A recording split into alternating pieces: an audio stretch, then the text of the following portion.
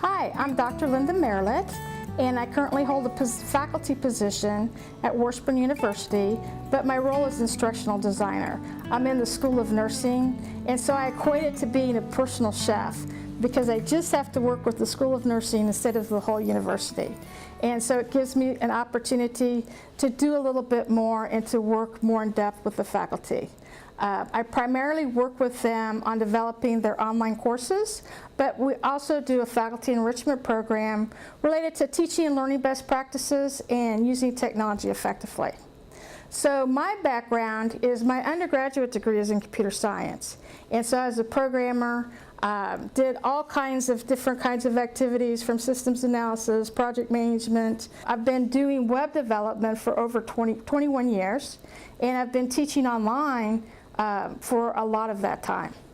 So my master's degree is in curriculum and instruction and technology, but my PhD is also in educational technology, curriculum and instruction, but also interaction design, which is all about designing things in a way that makes it easier for people to use.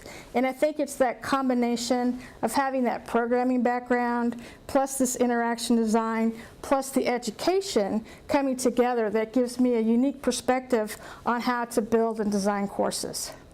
So to lay a foundation about how I do my course design, I first want to direct your attention to the Faculty Support Center.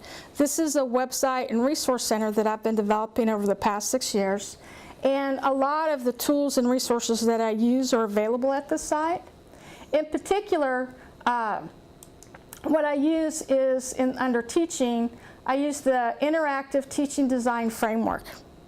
And if you look at these different components, what we're looking at is understanding the context. I'll scroll down so that's maybe easier to see.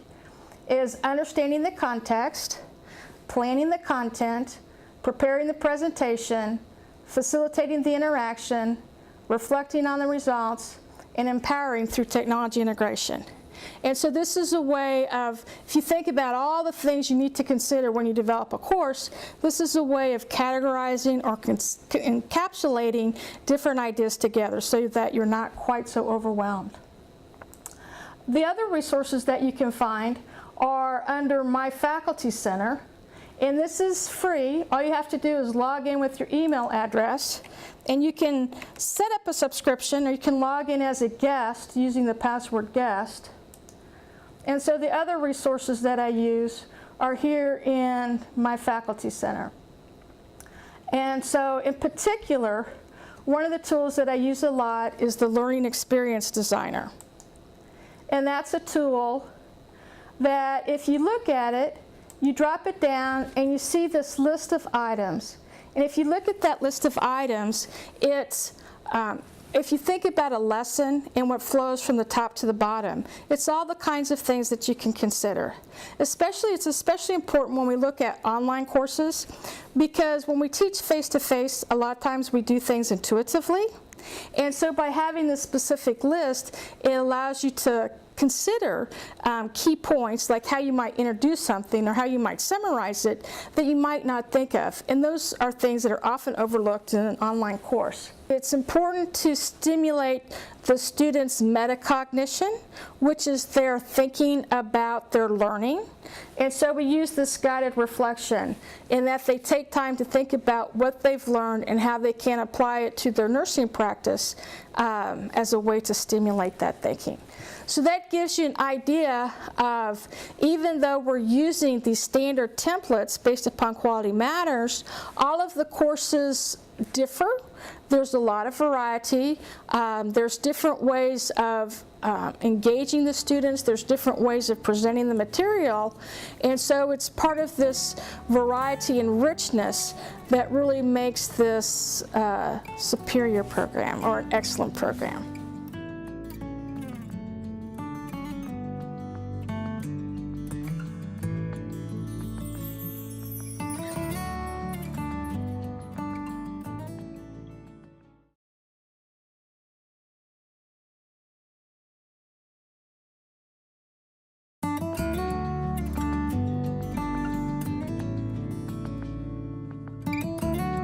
Hello, my name is Nate Sherman. I work at K-State Olathe, and I've been in the IT industry and IT support and higher ed for about 15 years. I started at Park University, was there for 11 to 12 years, I guess, and now I've been at K-State Olathe for about 2.5 years in my current role.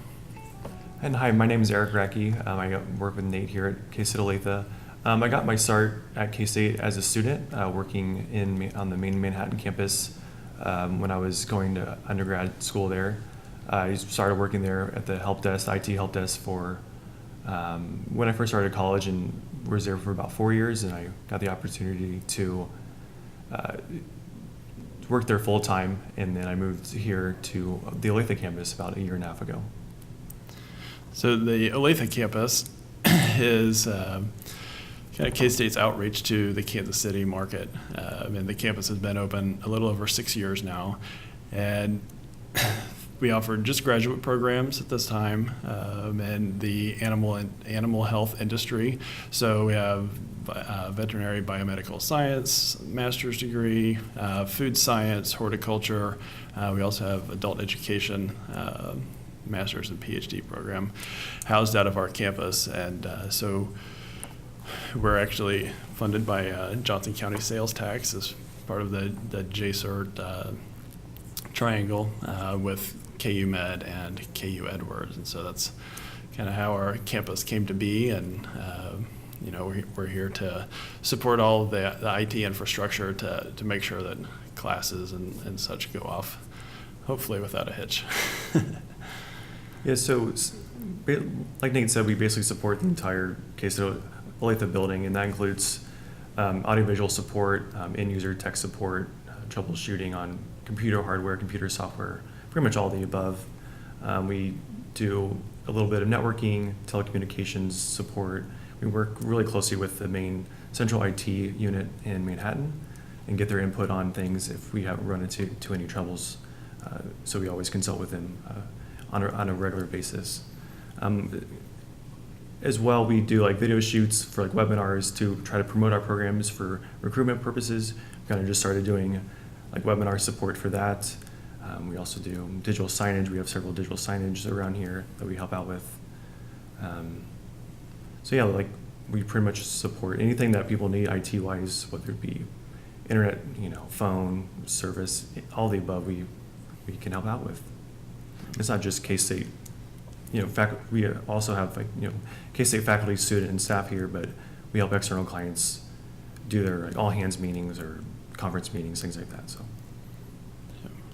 and Eric mentioned that we do work with Central IT in Manhattan quite a bit, and we actually rely on them, heavily at times. And we're talking about networking and telecom. We kind of are their eyes and hands, not really, doing a lot of the network programming, things like that. But, kind of being an extension of Central IT here. And then we have kind of our own identity, I think, as well. And, something I'll say, about Eric, we've been working together for about 1.5 years now, and he had a great reputation. Well, he was coming from the Manhattan campus, which is kind of why we wanted to hire him away. But, he just is excellent with our end users, very, responsive to their needs and listens to them. So it's not just, hey, I know the answer, I'm technically gifted, I know these things. It's also that personal touch, being an emotionally intelligent individual. And I think that's one of the things that really makes this campus work well together, is there's a kind of a common bond of, we have this mission that we're still trying to figure out because we're only 6 years old, but everybody's at least trying to pull in the same direction. And, we're also very supportive of each other, so. Yeah, and I think it's really cool that, we represent K-State in the Kansas City area. We're part of the newest campus that K-State has to offer. So, we do our best to, get K-State Olathe's name out there, and not just to represent the IT department here, but represent K-State as a whole.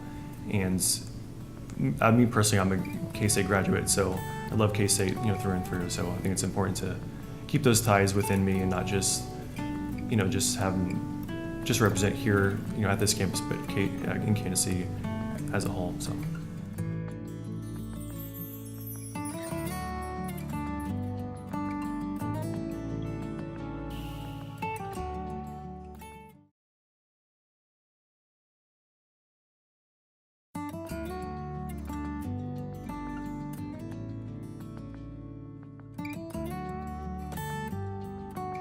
Thank you so much, Rob, and all of you at Sidelight for honoring me and recognizing all of our joint efforts at teaching, and especially with innovative technologies. And for me, that means a lot of distance education.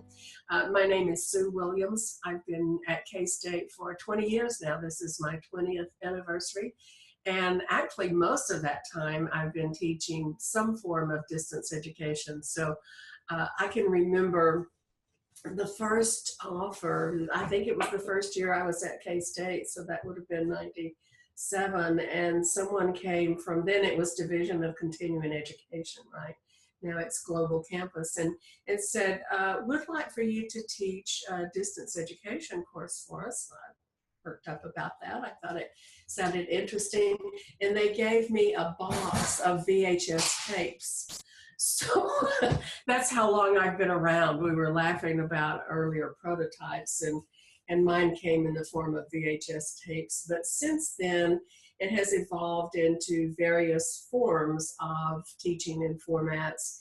I think that one of the first things I'd like to do is just show you one of my courses. I teach several courses, and primarily in criminology. I'm a sociologist by training and a criminologist by specialty. This particular course is Women in Crime.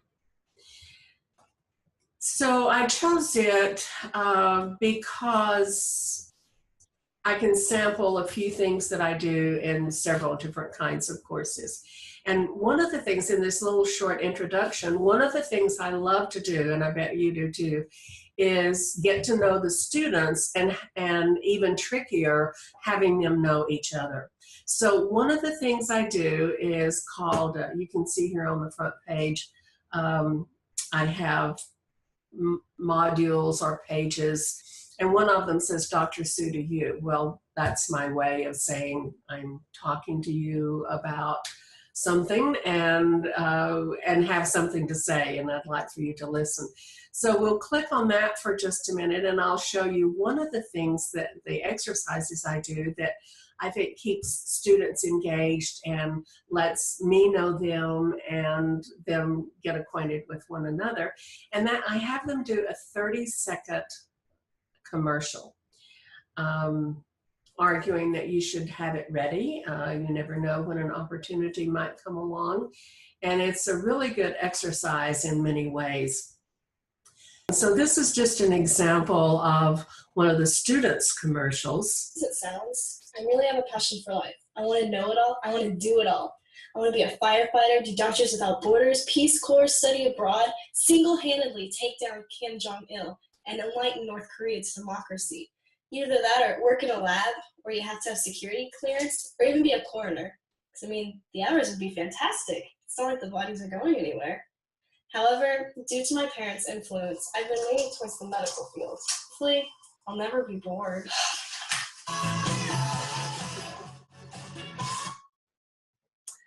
Okay, so there you see Andrea's.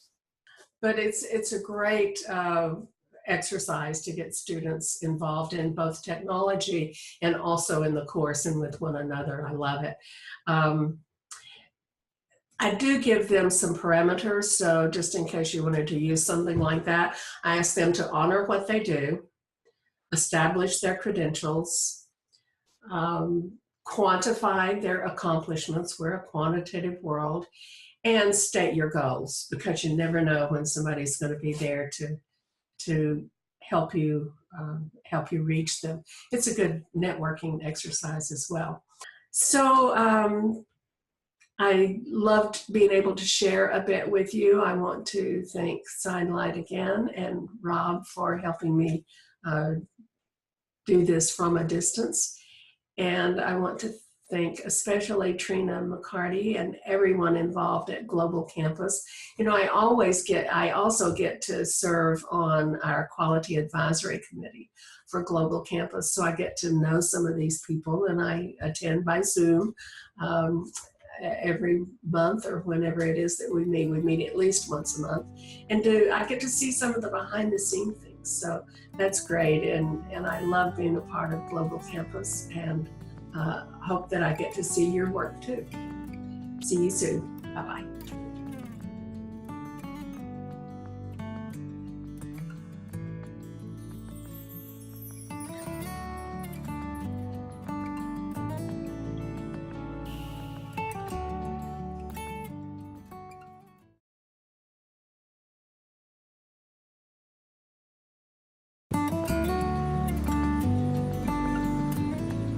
My name is Regina A. I'm the Dean for Online Learning. I've been at Allen since 1995, and when I started as an adjunct instructor.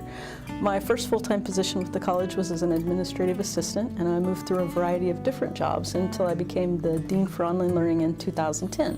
So I've had several years in this position to grow Allen's online program. I think one of the things that we're most proud of is that our program has a very high success rate. Our students tend to be successful at around 76 to 78% in the normal semester. So 78% of our students who are enrolled on 20th day will earn a C or higher in their online class. That compares really favorably with our face-to-face courses, which is a little bit rare, as many online programs have a lower success rate. We also serve people who wouldn't be able to take classes otherwise with our online program, so I think we're very proud of that at Allen.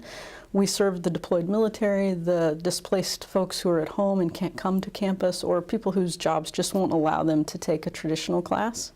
We're very proud of our course quality because we've standardized our classes, and consistently 90% of our students say that they feel challenged by their online class, and 90% say that they would recommend an online class to someone else. Our thought is that the difference between success and the average online program is that support. And so we've invested in a lot of things to support student success. Training for our instructors, who are absolutely amazing and very engaged and dedicated to the program. We also train our course designers and build our courses with the best practices rubrics so that they're engaging and the highest quality that we can have. We've earned 2 Blackboard Exemplary Course Awards for Allen's online classes in English and composition. And then we also provide tutoring for all of our online students and a retention specialist who's dedicated to following up with students who might be struggling in their online class and helping them overcome those difficulties. I've been privileged to work with Allen's online program since we started, actually. So originally I was an academic advisor and it was an other duty as assigned. But over time, Allen decided that they needed someone dedicated to lead the program. So in 2006, I became the online coordinator, and that was my primary focus, was to build the online program. So we had a variety of initiatives that we used to do that. I developed a scorecard spreadsheet that evaluated the transferability of every class in our curriculum to all 4-year schools, and used that to prioritize course development so that the most transferable classes were the ones that we were developing first for the online program. That led to high enrollment because there was high demand for very transferable courses, and then that led to a lot of growth for the online program.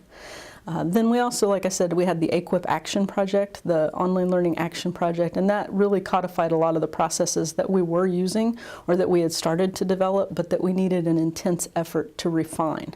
And so we did that. That led to a lot of our course design processes and things. And the great thing about that is it had faculty buy-in because they were also a part of that committee. So they helped design some of those processes from the basics that we had set up before we had the committee. A couple other initiatives that I think we've worked on that I feel like I've been instrumental in are following up with student success rates. So I look at success rates at the end of each semester, and I also look at how many students fail a class but don't get an early warning from our early warning system. Then I follow up with instructors on training and how to use those systems and how we might improve success. So if I see a trend in a class where students are not being as successful as they are in our other courses, we'll evaluate what we need to do to rebuild the class, or how we need to help the instructor make the class more engaging, or how we can support learners in that class so that we can raise their success. Also, we worked to justify having a retention specialist for online learning about 5 years ago. And that helped us raise our success rate by about 5 to 6%. And that was successful enough that the other campuses have now hired a retention specialist to serve their students as well. And that was an initiative that started in online learning. I'm very blessed to work with a wonderful group of people for Allen's online program. We've been working on our courses for a long time. We've come from a point where we had 5 enrollments in 2000 in a single online course to today where we have over 100 courses each semester and over 200 sections. And we offer mini programs only online now. So we'll enroll as many as 2,000 students in a fall or spring semester in our online program.